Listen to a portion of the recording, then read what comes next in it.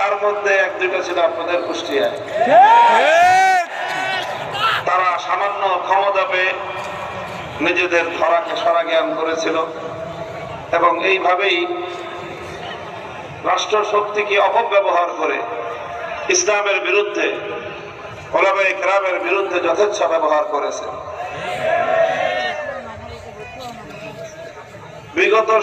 বিগত যেই স্বৈরাচারী সরকার ছিল, হয়তো আবার কোনোদিন তারা যদি এদেশের মানুষ জনগণ যদি ক্ষমা করে, আবারও হয়তো তারা বাংলাদেশের রাজনীতিতে ফিরবে।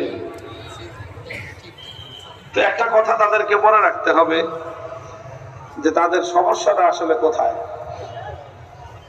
কিছু সমস্যার কথা এই জন্য বলি, যদি কেউ সংশোধন হওয়ার চেষ্টা করে তাহলে যেন তারা সংশোধন হতে পারে। এই জন্য কল্যাণকামিতার জায়গা থেকে আমরা এখনো সরে দাঁড়াতে পারি না।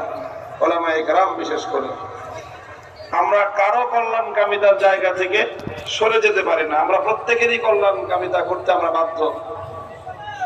আল্লাহ রাসূল সাল্লাল্লাহু আলাইহি ওয়াসাল্লাম বলেছেন, আদ-দীনু আন-নাসীহা, দ্বীন এবং ইসলাম পুরোটাই হলো কল্যাণকামিতার নাম। অন্যের কল্যাণ চাইতে হবে।